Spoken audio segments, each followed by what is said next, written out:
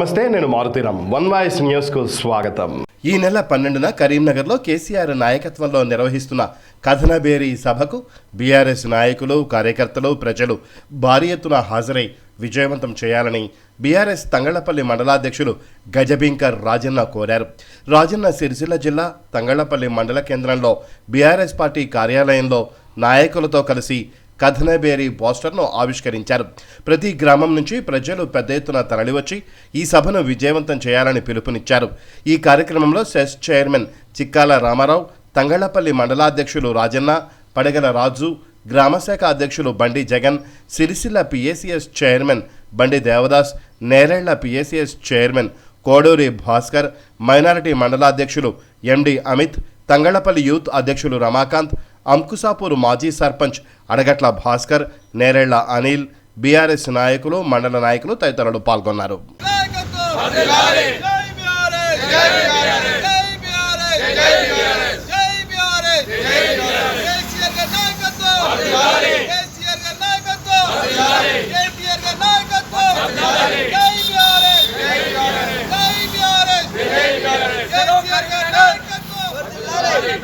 चलो करीमनगर कदनबेरी की कदलुदाम, चलो करीमनगर कदनबेरी कदलुदाम, चलो करीमनगर कदनबेरी कदलुदाम, चलो करीमनगर कदनबेरी कदलुदाम, चलो करीमनगर कदनबेरी कदलुदाम, चलो करीमनगर कदनबेरी कदलुदाम. కేసీఆర్ గారి నాయకత్వం.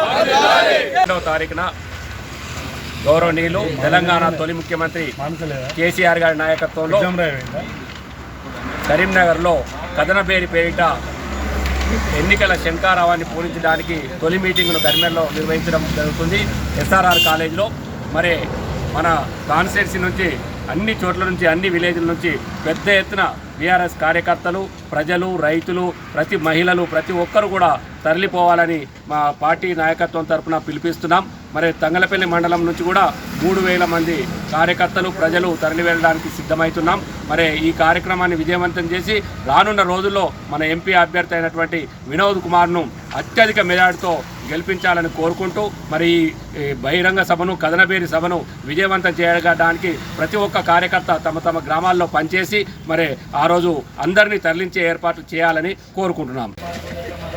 12వ తారీఖు రోజు కరీంనగర్లో జరపబోయే కథనబేరికి ఉమ్మడి కరీంనగర్ జిల్లా నుండి భారీ ఎత్తున ప్రజలను సమీకరిస్తున్నాం. ఎందుకంటే కేసీఆర్ గారి ఆలోచన ఏ మీటింగ్ పెట్టినా కరీంనగర్ నుంచే కాబట్టి, ఉమ్మడి కరీంనగర్ అంటే కేసీఆర్ అడ్డా కాబట్టి అందరూ